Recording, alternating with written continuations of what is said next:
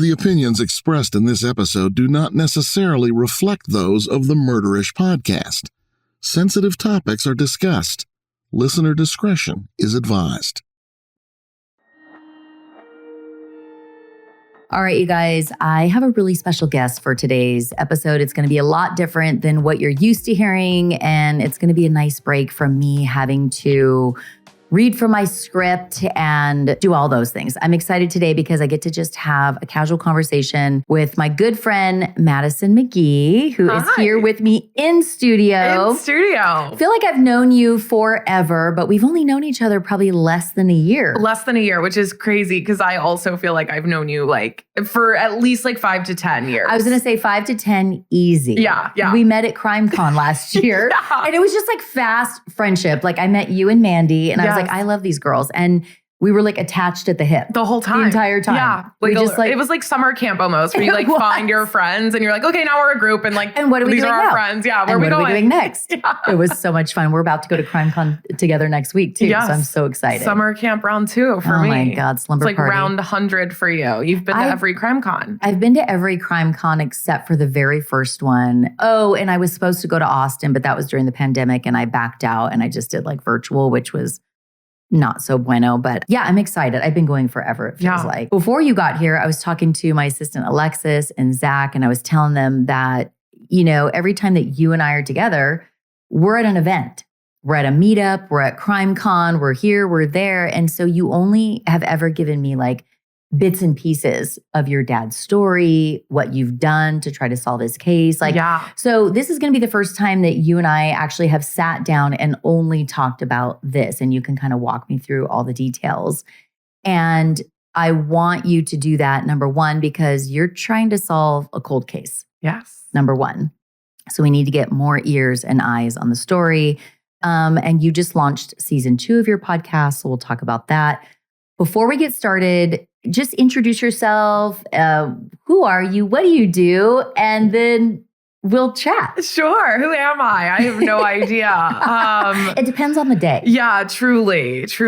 I am Madison McGhee. I am a television and film producer based in LA who sort of accidentally became a podcaster. Where are you from? Oh, I'm from Charleston, West Virginia originally.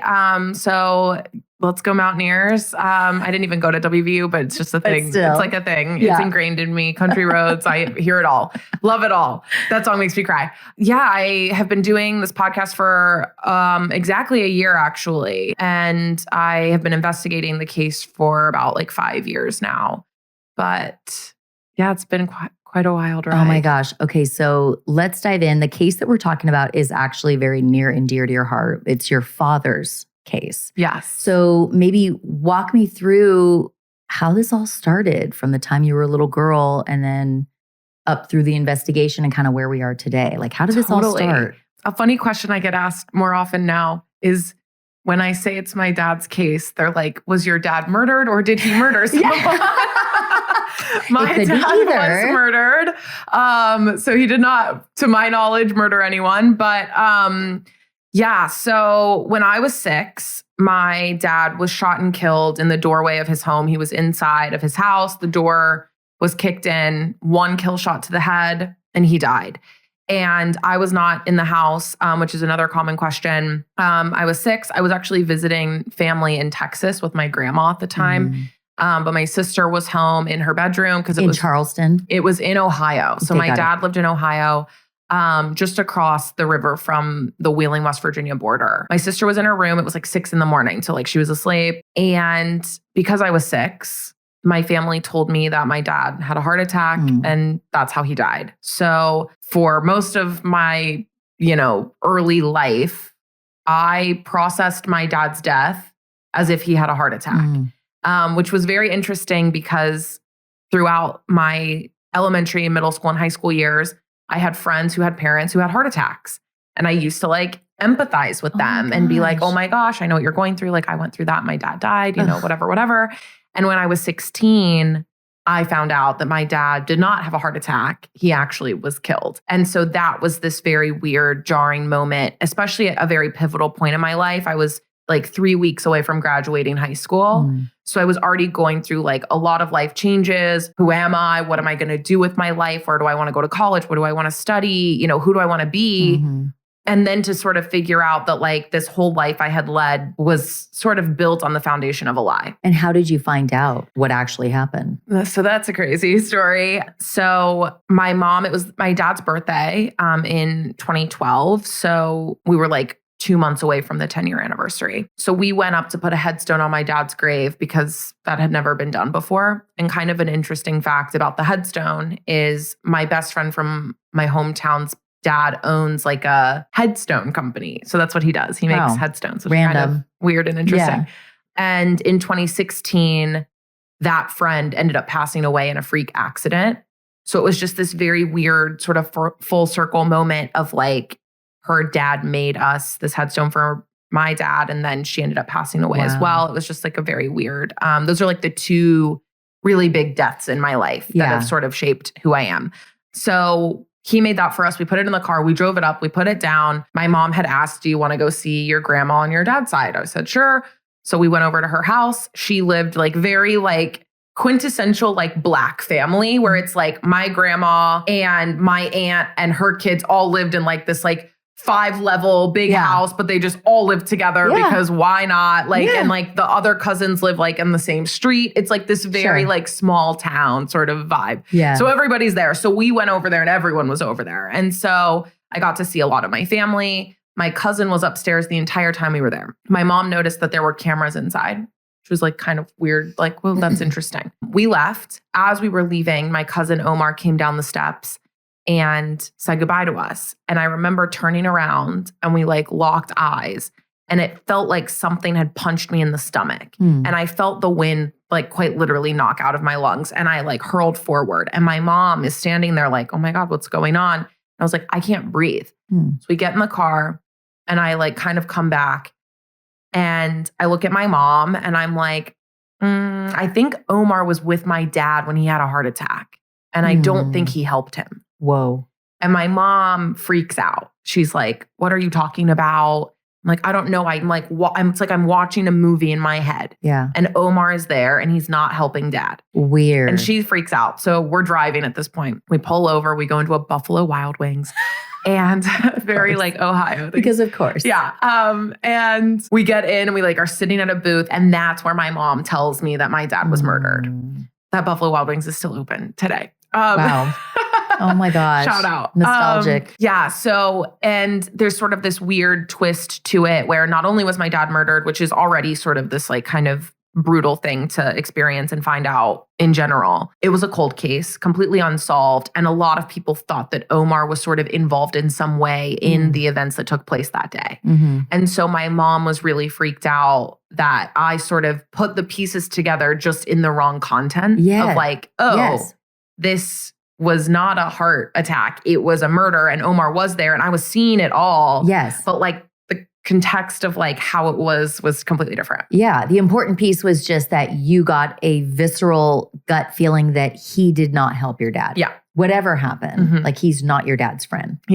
Wow. That's so insane. So weird. So that's how I found out. Oh my gosh. I never ever knew that. And I'm not like a super like woo-woo person or anything like that, but I am. Absolutely believe. But also I have to believe, like when I'm sitting in front of somebody who I fully trust and I know you and I know that happened to you. So there's evidence, there's proof that like this stuff does happen and you didn't know a damn thing. Nothing. Before that, but your body reacted in a way to this other human being that was in front of you. And it's almost like you got a vision or just a feeling that like, he is not my dad's friend. It was like, so weird. And at the time I grew up in like borderline religious cult. And I was still sort of into that whole thing. And so I wasn't really sure kind of where that came from. And now I really have no idea because I'm very much out of that. Well, that's a story for another day. Wow. Whole nother story in itself. And just to tease that next story, I grew up in like I don't know if you watched the Hillsong documentary on Discovery. I didn't, but I've heard all about it. That was how I grew up. Okay. So it was like I went to a high school that was like very Christian high school. It was affiliated with a church. I went to that church. It was like all very like integrated. All the pieces are coming together in my head based on previous conversations we've had. Yeah. Because I think that we both connect on certain, views, such as religion. But this is all making sense now. Yeah. I never knew that about you, but like that's making sense based on the conversations that we've had. When I think I was 17 because I graduated high school when I was 16. I turned 17 right after is when I like got out. And then I went to college and like had to like move away and like disconnect from like everyone I knew from home. And yeah it was crazy. Are you still disconnected to people who are like were like your mom? Like, are you disconnected with your mom or are you? I mean, my mom and I are like friendly. I would say my mom and I are like distant friends more so than like mother-daughter. Yeah. There's a connection there, but it's not maybe the traditional, typical mother-daughter. No, not at Gotcha. all. Not at all. Yeah. Okay, interesting. Yeah. Oh God, I can't wait to have that conversation. I have so many questions already. It's crazy. That's a crazy story. Yeah. I just actually went to a wedding this past weekend in Atlanta where I was friends with the bride almost exclusively. I knew the groom, but not as well as like I normally would for like a friend's wedding. And his entire groom's party was the younger brothers of people I went to high school with. Oh, weird. And I hadn't seen them in like 14 years. Oh, yeah. And you're a totally different person. When I walked in, I heard one of them go, "Is that Madison McGhee?" And it was so weird. It was so weird. Oh, gosh. I'm sure they have so much to say about you, too. She moved to LA. She's not like... Yeah, totally. I mean, who knows? They were very kind, but it was like, oh my gosh. Like, I would never have expected to see any of you here. Yeah. So strange. Oh my gosh. I can't wait to have that conversation with you. Oh my God. Because I am obsessed with cults. Alexis knows I've covered a lot of them on, my little true crime TV club that we have. We talk a lot about cults and it's just absolutely fascinating. Anything can be a cult. Anything can be a cult. I was in a sorority and that's a cult. Oh yeah. Stanley Cups are a cult. We've talked about this. Yeah. People who have Stanley Cups, they're in a cult. Yeah, totally. That's just my theory. Totally. I'm telling you, there's so many cults. There's sororities. There's the moms at the carpool. I feel like they're all in a cult. Oh my gosh, yes. The moms, the Santa Clarita moms. Yeah. Oh, I bet. At the carpool. Oh, girl, let me tell you. And they have a uniform. They have a uniform. I could tell you what it is right now. Like, I've told Alexis a million times. Oh my God. And these are just it's giving like Stepford Wives. It's giving Stepford Wives for sure. And when you walk up and you're like the fringe mom, like I never get out of my car. I love to sit in my car and have my me time. I wait for Stevie. I don't even like wait, with the moms. I'm like, I'd rather be in my car listening to podcasts. Same. But when I do get out of my car dressed in all black, like whatever. Are they in like Lily Pulitzer or something? They're wearing tan Dodger caps. They're wearing Lululemons or Alo leggings. They're wearing the white cruise socks. They're wearing some New Balance or Adidas, whatever the Sambas. They're carrying a Stanley Cup every single time. And that's their uniform. That's hilarious. Oh, and they have the lashes and the tan and the tattoos. Oh, girl, let me tell you, it's like a whole thing. Santa Clarita moms have tattoos? Oh, it is a thing up in Santa Clarita. It's very 909-esque. I don't know if you're familiar with the 909. That's where I'm from. I'm not. So the 909 is like the Inland Empire, and it's like I know the IE. Yeah, I know the IE. I'm from the IE. Okay. My number is still 909. Oh my God, how funny. Yeah, so I'm from the IE, and it's very like lifted truck, tatted, flat bill hat vibes. You get a little of that in Santa Clarita. It's different. Yeah. But all the people who worked on my house in the desert are from like Riverside. Oh, they're all from Riverside. Yeah. And you're exactly right. Like the people who live in the IE, they go out to the desert or like Orange County beaches.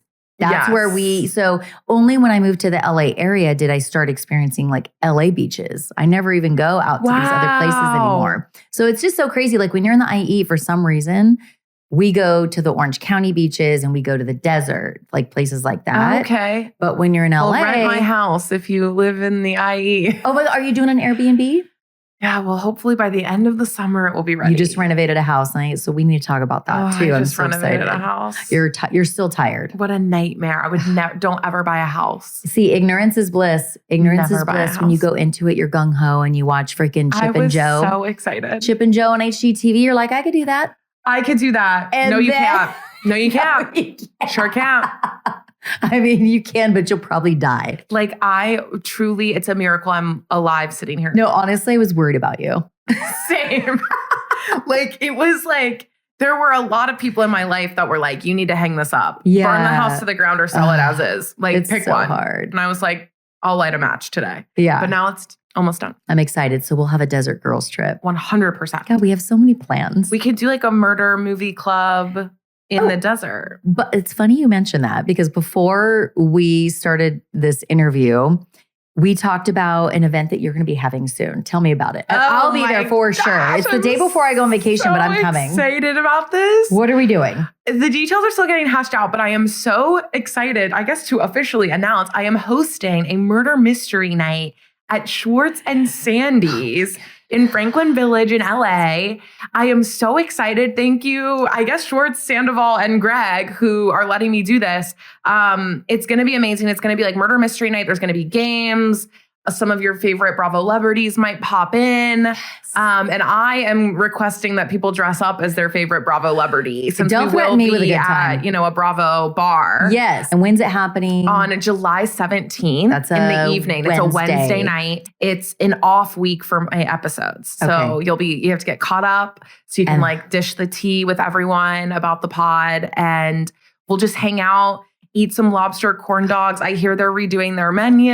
So exciting. So yeah, adding new drinks. It's going to be really fun. I'm excited. Really excited. I'm vacillating between like two housewives. I already told you one of them. And it may not even be housewives that I fangirl over. These might be like the villains, but like they're just would be fun to dress up as. Totally. I kind of already know who you want to be. Yes. But we'll talk about that. I'm so excited. So July 17th at Schwartz and Sandy's. Yeah, which is a dream mystery. Because there's also kind of a funny story about I had never seen Vanderpump Rules until I went to a murder mystery game night and I met Brock and Sheena. Okay. And we hit it off and I became good friends with Sheena's sister, Courtney. Yes. And I had never seen the show. So Courtney had actually invited me to Schwartz and Sandy's for their holiday party like 2 years ago. This is pre-Scandival. Mm-hmm. So no one come for Oh my God, I love Courtney how it's like for going like, there. It's like AD and BC. Yeah. Pre-Scandival. Well, I guess it was happening, but nobody knew. Right. And we went there and I didn't know where I was because I didn't know who they were. So I'm just there with my friend Courtney at a bar. Yeah. That's close to my house. Yeah. And so then after that, it was like the holidays. And I was like, I'm going to turn on that show that my new friends are on. Yeah. So I started watching from the beginning and I binge shows. So I got through most of it right before the new season started airing. And then all of a sudden it was like this crazy scandal had broken loose. And it was like, oh, now I'm fully caught up. Great. And then I was like, now I know everything. So it is kind of weird. I'm like a new fan of the show because I hadn't seen it when it was coming out. Like a lot of people have been watching it for years and years, which is not my story. But to now be hosting an event there is pretty cool. Okay, amazing. You're all caught up. And the reason that you're going to be doing this too is you're going to be kind of promoting Ice Cold Case, which is your podcast. It'll be like Ice Cold Case Presents. Yeah. Murder Mystery Night at Schwartz and Sandy's. I'm so excited. Yeah. I'm already putting it in my calendar. I'm really excited. Before I leave the parking lot, I am going to be putting that on my calendar. It's going to be so fun. I'm so excited. It's going to be so fun. Okay, we have a lot of plans. I'm really excited. So we left off on you found out in this crazy way, you had this visceral reaction to somebody who's your cousin. Yeah. That he may have like been around when your father died and didn't help him.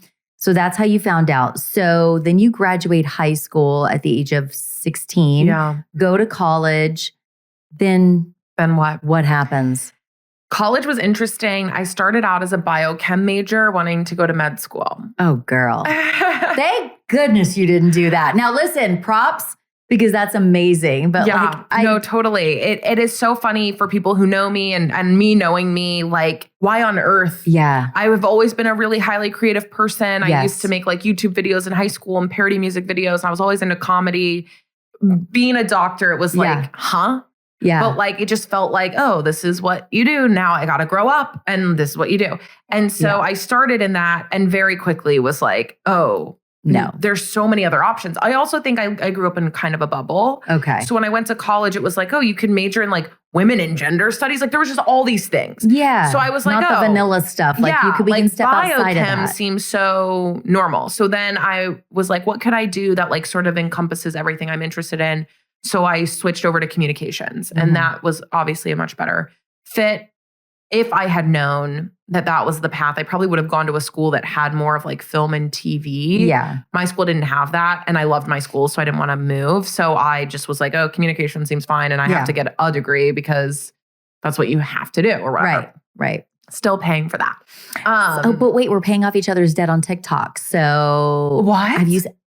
I'm not on TikTok. Girl. So I gotta get on TikTok? Girl. What? Hop on TikTok because we're paying off each other's debt. What do you mean? Literally, like, basically you're going and you're creating a video saying, hey, I'm trying to pay off my debt and get you to help me and I'll help you. If you watch my video, I've done the math. If you watch my video for this long and share it and make it go viral, the TikTok creator program is going to pay you X amount of money and then you do it for other people. What? Literally, like, we're paying off each other's debt. Like, I don't have student loan debt because I was a teenage mom and dropped out of college like I did. Well, if I was smart, I would have been too. Right. So I have no student loan debt, but I will help you pay yours off. Oh, you just got to get on TikTok and I'll watch your video and share it. Yeah. So hop on that train. Oh my God. Let's get that debt paid off. You got shit to do. I need to get on TikTok. You do. I'm too busy watching TV. I know, but no, you've got to get on TikTok just to pay off your damn debt. Wow, yeah. And I mean, there's like so cute like dog videos and stuff too. Totally. Oh my God. Okay, well, cool. Yeah, TikTok, here we come. Yeah, so I did that, graduated. I graduated when I was 19. So I was on this very like quick path, you were fast. Yes. Super fast. Yes. And then I got a regular job, which again was sort of like majoring in biochem where I was like, wait, I missed the mark on this. So I got like a desk job. I like went into an office in DC. I mean, I think from day one, everyone in the office was like, what are you doing here? Yeah, fish out of water. And that didn't last very long. I quit after like 9 months and then I got a job at a coffee shop, way more my speed. Love it. So I started doing that and I started making videos and doing some more fun, cool, creative stuff. And that was amazing. And I always was like, oh yeah, I have this, unsolved case that I really want to look into. And every now and then I remember like nights in DC when I lived there in like this little basement apartment, I'd do like a little bit of Facebook digging, just a little. I'd like Google some family members or I'd look up a cousin or I might message someone and be like, hey, like, do you remember anything about my dad? Whatever. I did that for years. Okay. And so it was always sort of in my mind, but I never was doing a lot with it. But it was always like up there. And then during the pandemic, I had a lot of time on my hands. I wasn't working. I was just sitting around. I started re-listening to some old true crime podcasts. And I was like, oh, that's crazy. I listened to this podcast in like 2017 and now it's 2020 and that case is solved. Oh, I see. And I was like, wait a minute. Yeah. Is that how you do that? Light bulb. And so I called a friend and I was like, hey, I think I want to make a podcast about my dad's case. Anyways, like, I don't know how to do that. Yeah. I don't even know. I don't have any case files. I have nothing. Yeah. And this friend was a friend from college. He was like, oh, my friend from high school works for this company called Tenderfoot TV. I see. Okay. And she might talk to you. And it was their first employee ever. Shout out Meredith Stedman. Oh, that's so cool. And I didn't know her at all. And she was like, yeah, you can give her my number. I called her. She walked me through like very basic, just like get the files, start recording all your conversations, whatever. And I was like, okay, thanks, bye. That's it. And for years, it took a long time. I got the case files finally. I started talking to the police. I talked to the prosecutors, started interviewing family members, but over like a 4-year period. And then sort of all in between that, I ended up moving to LA, making some TV shows, had some connections to production companies. So I was like, oh, this is going to be big. I'm going to make a documentary. It's going to be so cool. Oh, yeah. Well, it is so hard to do that. So yes, if you can, great, good luck. I pitched everywhere. Everyone I had worked with, people I hadn't worked with. Nobody. You pitched for a docuseries or a documentary. But okay. Nobody was interested. Got it. It was why like, not? What was their feedback? If your dad's name was John Benet Ramsey. Oh God, see, that's the we'll problem. make this doc. I knew you were going to say that too. But because like, who is your dad? Yeah. No one cares. Yeah. So I was like, okay, fine. So I put it away for like about 6 months. And in February of 2023, right around when I finished watching Vanderpump Rules. I love that there's a VPR tie-in. I was like, well, now what do I do with my life? Yeah. I've just watched 12 hours of television a day. Now what? And I have nothing else to do. I was like, I think I have enough. I've done all these interviews. I've got all this stuff. I think I have enough to like put together some episodes. Let me just outline what I have. And I outlined it and I called a friend who made podcasts, sports podcasts at the time. And I was like, hey, can you come over and like kind of walk me through this? He's also a filmmaker. I trust him with a lot of creative projects. We met in DC. Cool. So we've known each other for a really long time. I called him. I was like, hey, come over. Just help me outline it. I'll make it. But like, I just want you to see if there's enough here. Yeah. He came over. I just started talking. He started typing. And we were there for like 5 hours. Amazing. And after that, he looked at me and he was like, when you sell this as a scripted show, I want to be in the writer's room. Yeah. And I was like, I don't think nobody wants this. And he was like, well, I want to help you make this show now. So now that Jeremy Bembo is my producer on my show. Okay. And he's been with you on your podcast from the beginning. From literally the day that I was like, should we outline this? What does this look like? Mm-hmm. So we've made it together. It's been incredible. And it started as like, well, let's just put it out. Let me just like, if I start talking about my dad's case, before you couldn't Google him, like nothing came up. Mm-hmm. Maybe there will be a little bit of like some articles or something that it's out there a little bit more. And maybe that'll spook people enough that like information comes out. Right. I wasn't expecting really anyone to listen. Let me just tell the story. So the first 9 episodes are really like, it's an investigative podcast, but it's just me being like, and then I did this, and then I looked into this, and then this was weird, and I talked to this person. And it's very much just like, here's what I did. Mm-hmm. And after those 9 episodes, it was like people were writing in tips. I was getting calls, emails, Instagram messages, Facebook messages from like people from all over. Like, well, I know this guy and this guy was with this guy and he was friends with this person who drove this color car. And that's the color car that you saw at the scene and whatever. It was like, oh my gosh. Overwhelming. And very quickly it went from like this way to get the story out to like, oh, this is like an investigative method. This is like advancing the case. Yeah. This is advancing your investigation. Yeah. Amazing. So now I'm like using it to like sort of filter through information. And as information comes in, I vet it as much as possible, but I put it right back out. And if it's not true, great, call me and say, actually, this is what happened. Right. And we just keep sort of putting the puzzle together that way. And it's been really interesting. And the, new installment of episodes has been that. It's been very much like, first 9 episodes, I gave you everything I had gotten over 4 years. Yeah. Now I've only had 6 months to like gather new info. Right. So you're sort of in it as I'm processing the information. It's in real time. Yeah. You're regurgitating it in real time. Yeah. As it really truly is a crowdsourced investigation. Yeah. And before we go any further, who was your dad? What is his name? What was he like? And what was he doing at the time of his death? Yeah, Johnny Cools. I love that. That was the name of a bar he had. Yeah, he had a bar. It was like his nickname, Johnny Cool. So he had a bar called Johnny Cools. His name is John Cornelius McGhee. So JC is like his nickname. A lot of people called him JC. And then Johnny Cools kind of came from that as well. He was quite a character, a very dynamic person. And this podcast is so important to me because my dad is definitely not like the poster victim for a podcast about true crime. My dad was, a womanizer. I have a lot of siblings. We all have different moms. My dad was a drug dealer. He was an informant for the cops. He was sort of like a shadier business guy, but he was really funny and like obviously really generous and cool and had this like reputation around town of just being like, if you needed help, like you could call JC. And like, I think that there's a lot of people like that who are really dynamic people and have a lot of like different facets to them.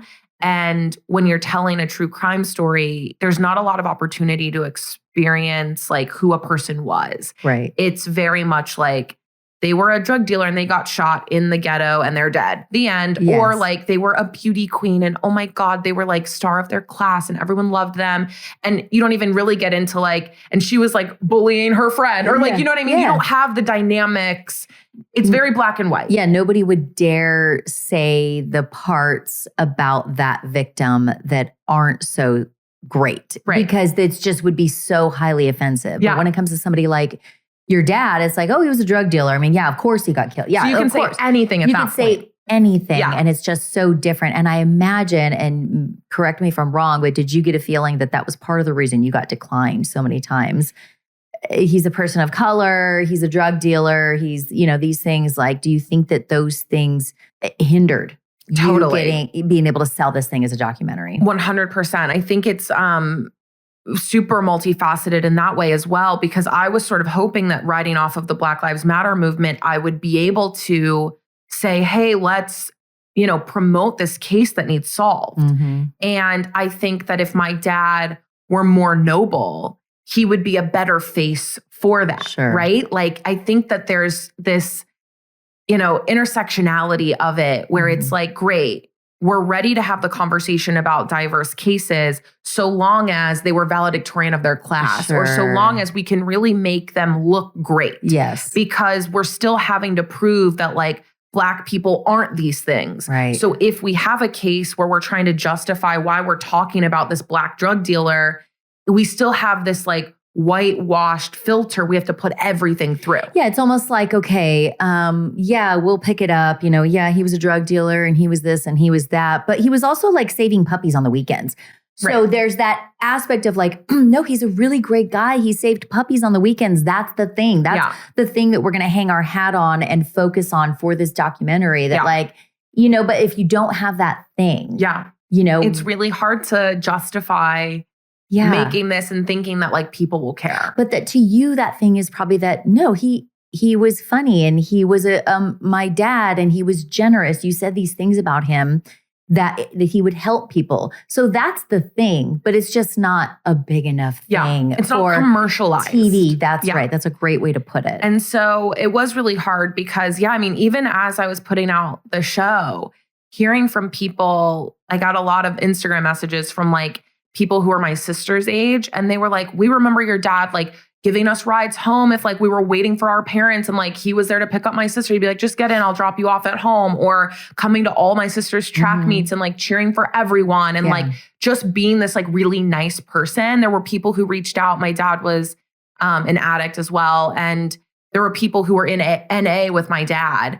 And if they needed a place to live, like, my dad owned an apartment building and he would let them stay in the apartment building for free until they got back on their feet. And so a lot of people like that reached out. And it was just like, hearing these stories that I would have never heard if I hadn't put out the show was really this, like, almost for me also humanizing my dad, because I've now read about my dad from case files for 4.5 years of, like, informant, drug dealer, had money in a safe, whatever, had a lot of guns in his house, was doing this, had informed on this person and got them locked up. And it was like, even my lens of my dad had been kind of skewed a little bit. And so it was really great to hear from people who, like, didn't even know him at all in that context. And they just knew him as, like, an asset to the community. Yes.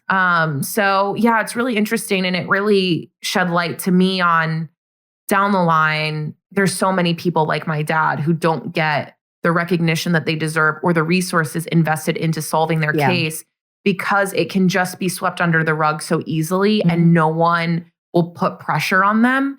And that was the point of the podcast. Yes, it's great that it's performing well and whatever, cool. But it doing that means that Belmont County is shaking in their boots, being like, oh, people are listening to this. We've actually got to do something about this. And that's kind of the point. Yep.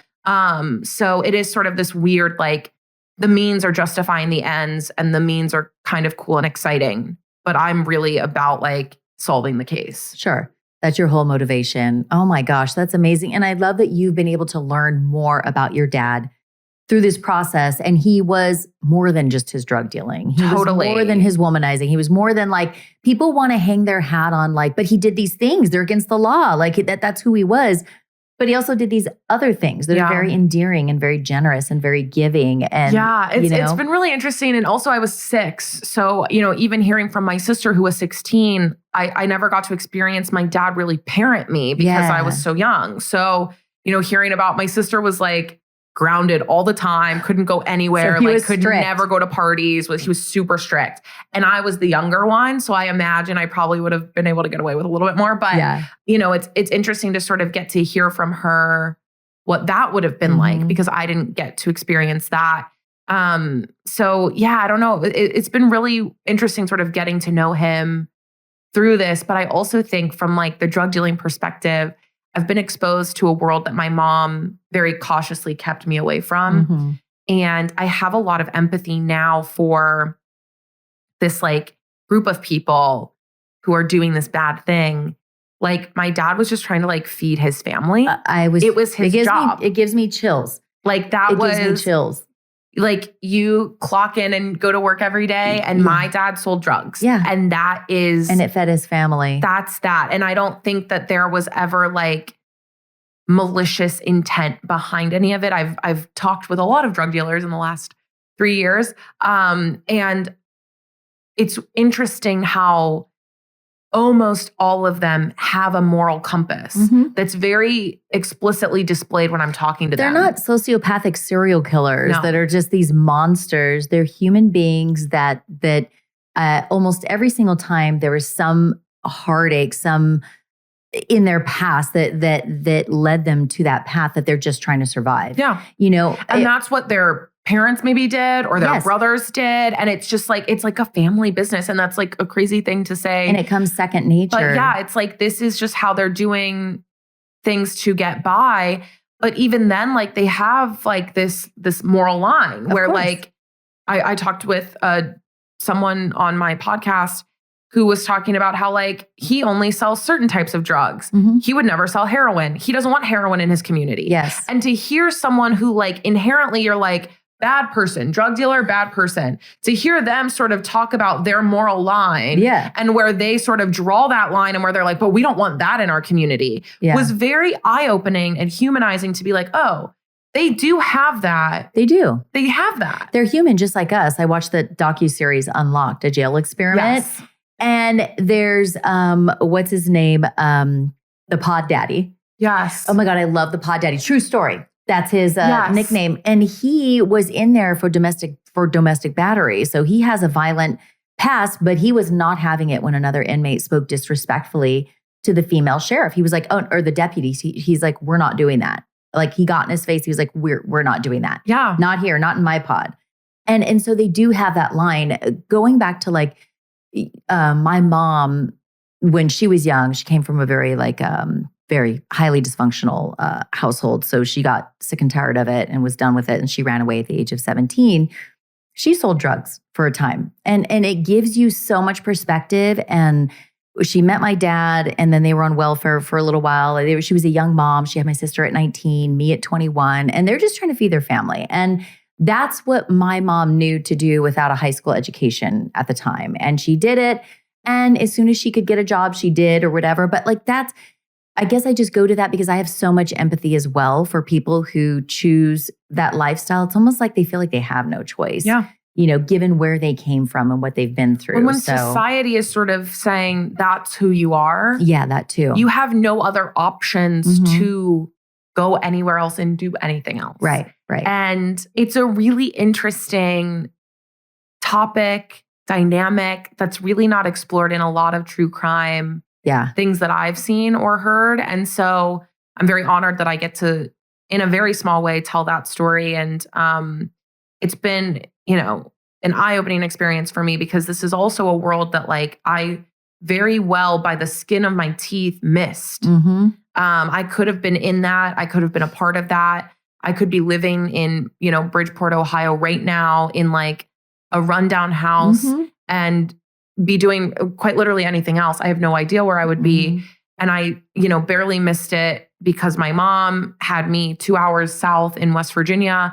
I mean, there's just, when you are this close to being in it, you're like, that wouldn't have been my choice. And I wouldn't have had a say in it. And I would have just been there and I would have had to make the best of it. And what would I have done? And I think when you put yourself in that position, you have a lot more empathy for like why people make the decisions they make. Yeah. And when bad things happen to them, like getting murdered, it really clicks that like that could have been you. Yeah. You got to the point of you launched the podcast season 1 and you started getting tips and you started interviewing people. Where does the case stand today? And you probably have a theory. So where does the case stand today? Oh, okay. So it's in a weird place right now. If you had asked me 6 months ago, I would be like, I solved it. I already know what happened. I don't anymore. So there was a really strong theory that I had in the beginning. It's actually kind of come full circle, and I'm not even there yet in the show. So you're getting a little sneak peek, but I had a really strong theory in the beginning. Pretty like, this is, I think, what happened. And I talk about it in the first part of the show, first 9 episodes. And I sort of end with like, this is right now the thing that makes the most sense. On paper, this is what the police think. This is what I've heard. I've kind of put all of those things together and weeded out some of the things that don't make sense. And this is what I'm left with. And this is what I think happened and why it happened. I've picked a motive, people, I've figured it out. Now I have to prove it. And that was sort of the point of part 2 was like, now I'm going to go out and prove it. And then it was like, oh Lord, now I'm so confused. Oh no. So I had a main suspect. It was also the police's main suspect. His name is Daryl Smith. He reached out to me in December of 2023, about 4 months after the last episode aired. And he sent me a very long message on Facebook. He was in prison when the podcast came out for something else. Okay. And had been convicted, had a 7-year sentence. I made the podcast not because he was in prison and I didn't think he would hear it, but I did feel a little safer knowing that like, oh, he's locked up for 7 years. Well, he got out early. And he heard the podcast. I believe he heard it in prison. That's interesting. I always wonder like, how does that work? He said that everyone was talking about it. Okay. Well, and that he heard it in prison. Makes sense. Okay. So he got out and he listened to it twice. And then he reached out to me and he wanted to talk. So I flew out there and I met with him in person. And it really put like a wrench in my theory. I mean, it was just like such a weird experience to be sitting literally this far away from the person who at the time I thought pulled the trigger and killed my dad. Wow. So if there was a moment in time where I thought maybe it wasn't him, now I don't know. Oh, so in your mind, like I'm just walking through Madison's mind, like, okay, it was him. I'm going to meet him and I'm going to confirm it was him. You get there and you're like, maybe it wasn't him. He's kind of a nice guy. And then now fast forward to today, you've kind of come back to it still could be him. Still totally could be him. Okay. Do you have anybody else that you think it could be as well? Right now, today, I have received, in the last week, I've received a really vital amount of information from people who know a lot. I have an interview scheduled with someone who is in prison that I think is going to unlock a lot of those question boxes that I have. And it seems like my original theory is much closer to what really happened that day than the sort of spiraling I've been doing the last few months, which is frustrating because you're like, oh, I could have just stuck with my original theory. But I think it's all part of the process and really necessary. And like I said, if I'm not putting out what I'm getting, people don't know what to refute or what to confirm. Yes. And so as much as I'm like, oh, did I just waste, 8 months of my life thinking I was wrong and I needed to find something else? It's like, no, by putting that out, you're getting more of the pieces. And so I want to be like, oh my God, I was right the whole time, but I'm still back to where I was, where it's like, well, now I have to prove it. So that's where I'm at. That's the tough part. Is there somebody that exists that you're aware of, like their name and everything, who you're convinced they know what happened? Yes. If they would just only open their mouth and tell you. Yes. Okay. That's always so interesting. And what about law enforcement? I feel like I could answer this for you, but you should answer it. Why has this case not been solved? And what are they doing, if anything, now? It is such an interesting, there's something interesting going on in this town. There is a level of under-resourcedness, whatever, that's not the right, I've phrased that. Yeah, lack of resources. Lack of resources. Yeah. That exists in these small towns. It's a small county in Ohio, probably super underfunded. I understand that. Cool. Yeah. I think there's also because of that, there's not as much oversight. So if we don't solve it, there isn't anyone sort of on us holding them accountable. To be like, well, hey, we should solve this. So it's like, okay, we don't have the right resources. Maybe we didn't go through the right training. We don't have enough money. And no one is saying, hey, you have to do this. So, okay, whatever. I think that also they'd rather, this is not an anti-cop rant. It is a human bias conversation. I think that anyone who is looking at my dad's case versus putting their resources into something else would choose the other thing every day of the week. Yeah. And I think that is what's happening here. Okay. I also think that there is this like really interesting dynamic between my family and the police, where the police think my family knows way more than they're saying, and they have vital information that will help them. And my family is like, the cops are crooked and they're not doing enough. And I think both are right. And I think that is going to be the thing that doesn't get this solved. There was a lack of evidence collected at the scene at the time that will hinder this investigation from a legal standpoint. That is very frustrating. And I go back to, I believe the only way that this case will ever be solved in a court of law is through witness testimony. So I need people who know things, who were there, who were around, who were friends with whomever, to say something, because I don't know if legally this will ever go through due process without those people, because the police do not have any evidence at all. Yeah, that's the problem. Well, going back to the whole JonBenet Ramsey case, that was kind of the issue there. It was a small town. Murders never happened. Here you have this murder. People walked all over the crime scene. Like, the investigation was just mishandled from the get-go. And it, I'm convinced, has hindered that case to a point where it most likely will never be solved. Never. And that's really unfortunate. But with you, you might have some hope, like you said, in the people who could speak up and speak to what they know. And oh my gosh. So you're currently in season 2 of your podcast, Ice Cold Case. And what does the future look like? And what are your goals with this investigation? Obviously to solve it, but like, what are the next steps? Blow it up as big as possible. I have really big dreams. I want this to be literally I want this to be talked about just as much as JonBenet Ramsey, Gabby Petito, any of like Adnan Syed, the Idaho murders, like any of the like trademark true crime cases. I feel like David versus Goliath here, but I am like, because those got to the point that they are at because of the attention that they had. Definitely. And so I am on a freaking like witch hunt to, I've got like pitchforks. I feel like I'm like screaming in the corner, like, please pay attention to me. But I am like on a mission for like everyone on TikTok and wherever to be like, oh yeah, JC McGhee's murder needs to be solved. Why is this not solved? What's going on here? This is confusing. What about this? Reddit threads to be going. Like I will take any and all help. I want people to be talking about this. I think that's the only way that Belmont County Sheriff's Department is going to be like, oh shit, we should probably reopen this and like really look into what's going on here. Yeah.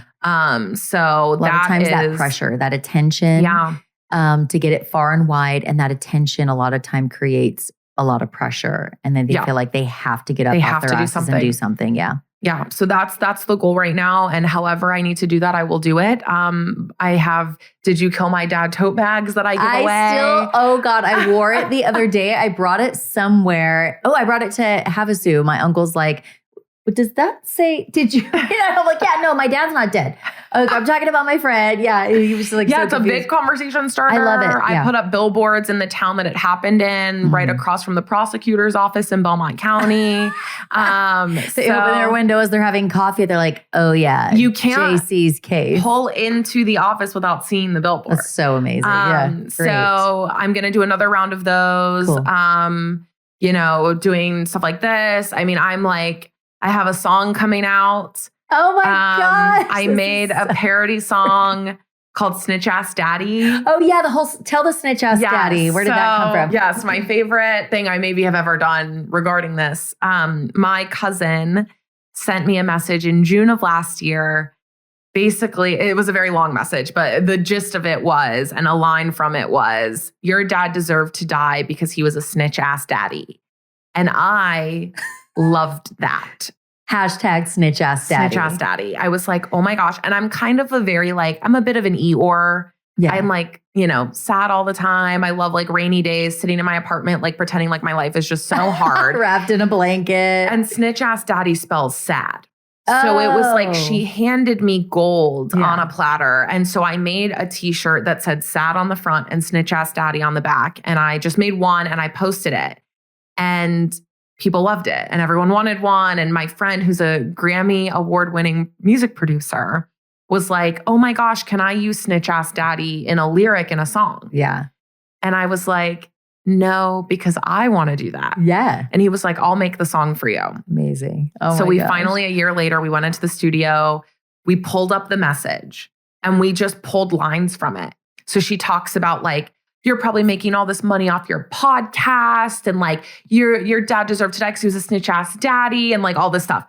I am not making any money. Was this a text or a voice message? It was a Facebook message. Oh, a Facebook message. Yeah, a messenger message. Okay. So I wrote a song about how rich I'm getting off of my snitch ass daddy. Yes. And it's hilarious. It's so funny. It's my favorite thing I've ever done. It was truly a testament of taking something that was meant to she probably wanted me to completely stop making my podcast because of her message.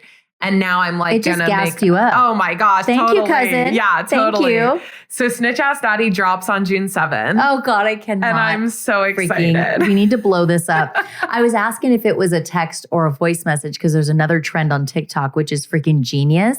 And it's all these women dancing to their most disturbing voice messages from men. But this could be, gosh, so they're literally the man's calling her every day in the book, listen, bitch, if you don't pick up the phone, and she's like, la, la, la. And she's spitting her out. It is so good. You could do the same thing. It's hilarious. Yeah. So it's it's so funny. And it was actually a really fun, creative way to put out a lot of the stuff. I've held a lot of the emotional baggage of it sort of internally because it is a lot. And I am a very naturally funny person. And so I like to just joke and make it really light because I also don't want to make other people feel uncomfortable. Yeah. And so this was a really fun, creative way to the show is very calm and not funny. It's very dark and we match the right tone. But the marketing gets to be where I get to showcase sort of my personality. And so the song was such a fun way. I'd never been in a studio before and written a song like this. And it was actually really therapeutic to just be oh my gosh, I get to do something that's creative, but also a clap back. I hear diss tracks are in right now. Oh, Team Kendrick. Obviously. I love that you say obviously. There is no other team. Obviously. Is no other team. Thank you.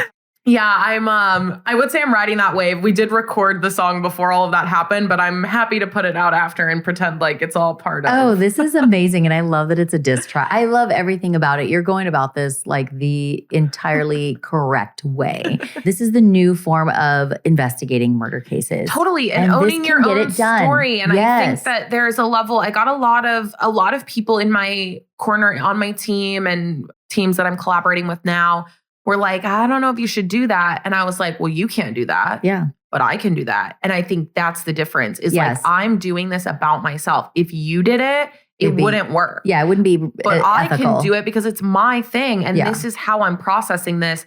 And if anyone has anything to say about it, they can't. Yeah. And I think that's the difference is there is this new wave of people. I mean, the Gypsy Rose thing is the perfect example of it's cool to own your own story and not let other people tell it in however they want to. Yes. However you felt and are in that moment is authentic to you and tell your own story. And there's so many cases that get covered by journalists who don't get all the facts. And, I can't even imagine if I had contacted someone and said, hey, will you tell my dad's story, how my dad would have been depicted? I can't even imagine. You have no control over it. You have no control. And so I'm very grateful that I get to do that. And this is a way for me to also say, in the same way that my dad could be a dynamic person and be a drug dealer and a great dad, I can be a grieving daughter and funny. Yeah. At the same time. Absolutely. People are dynamic. And I hate when they want to put people in a box. Yeah. And it's so true. And this is going to sound so random, but there used to be this news show that I would watch. It's actually how me and my husband met. It's a wild story. We'll talk offline. A really popular morning news program called Good Day LA. People who are around my age who live in the Los Angeles area will absolutely know this show. And the best time was back like, how many years ago? Like, I don't know, 20 years ago. And it was Jillian Barbary was the weather. And like she would sit at the desk with Steve Edwards and Dorothy Lucy, the two women, and then like Steve in the middle. They got away with shit that you do not see news people doing. Like she would burp on TV. She would bring her little scraggly dog and it would just be like running around. And she'd be like, oh yeah, it's going to be hot today. It's going to be like cloudy, la, la, la. Like it was the best thing ever. And it's like, but she also could deliver. She was very intelligent, educated, had earned that job, but she was a very funny, sometimes crass person. I'm talking about Jillian Barbary. And it just goes back to like, people can be two things. I have a very serious podcast as well. Like I don't know any other way to cover cases than to be serious and factual. And I don't make jokes and I highlight the victim. And that's the only way I know how. I know there are other podcasts who can maybe crack a joke here. And there's ways to do it. I'm not even like judging. It's just that that's not comfortable for me personally. Yeah. But I am a snarky ass. Totally. I love to have fun and make people laugh and people make me laugh and all those things. So I get where you're coming from. So it's nice that you have an outlet to be able to be like the real you. You can get down to brass tacks and get down to business and try to solve your dad's case. And it's going to be very emo and it's going to be very like dark and everything. But in your promo and your marketing of it and your song, like everything, you can be who you are. Yeah. And you are all these different things. You are multifaceted, as was your dad. Exactly. Multifaceted. He is not defined by any one thing as you are not defined by any one thing. Yeah. So. I remember the first time I told one of my collaborators, I remember them saying, oh, but what are you going to say if you're on Good Morning America? Oh. And they're like, you're the grieving daughter and you just put out this song. And I'm like, yeah, and I'm going to talk about that. Yeah, of course. And we're going to laugh about that because it's funny and it's great. Yeah. And so I think that was where I have no idea what's going to happen when I put out this song. But no matter what, if there is any pushback, I hope it opens up the door later for other people to be like, I can do both. Yes. And that is because it's your important. own story. Like you said earlier, you can do it and get away with it. Yeah. Because that's how you're processing. And I will constantly, forever, now, later, in the past, I will push that boundary as far as I can. Absolutely. Always. And also, you're trying to go viral. Yeah, like you are literally the goal. The point is to do something that is authentic to you, but that is going to go viral to get visibility for your father's case. And I feel like I'm a little ant in that corner going, hey, I'm over here. And whatever it takes for people to be like, oh, that. Yeah. I will do that. Yeah. And you want it to just roll off people's tongues. Yeah. Like, oh yeah, the JC case, case, Madison McGhee, the JC case. So, well, hopefully we can help do that. I am so excited to have sat down with you today. Same. And I learned so many new things about this case. And it's like so frustrating because all I wanted to do was pick your brain so many times. But I'm like, oh, now we've got to go to this event. And now we've got to go, we got to hop on a plane. And now we got to go here, So this was really cool. Thank you for sharing with me. Thank you for having me. And I want to have you back and we'll talk about the cult. Oh, anytime. My favorite. Tell people where they can listen to your podcast, where they can follow you, all the things. Okay, so it's Ice Cold Case, wherever you get your podcasts. I'm Madison McGhee, Madison_McGhee on literally everything. Except TikTok. I actually am Madison_McGhee on TikTok. I just don't really. You're not active. Okay, we're going to get you there. And Ice Cold Case, I'm pretty sure on most things except Twitter, X, whatever. I think it's Ice Cold Case Pod. I don't know. You'll find it. Yeah. Ice Cold Case. Google it. It's there. Yes. Wherever you get your podcasts. New episodes every other week. Your song drops June 7th. Oh my God. Okay. So where are you going to debut it? It'll be everywhere. It's a pre-save link is available now. It's going to be on Spotify, Apple Music, all the things. Genius. Yeah. I'm going to be your biggest fan. Are you going to go on tour? Like I literally want to. Well, it's not. We haven't started it, but it is storyboarded. There will be a music video, of course. So I'm just so excited. I can just imagine this is going to be such a creative, awesome endeavor. I'm really excited. Yeah. So very cool. Yeah, it'll be all great. right. Thank you so much, Madison. Thank you. Aw. Make sure to subscribe or follow wherever you're listening to Murderish right now so you don't miss any new episodes.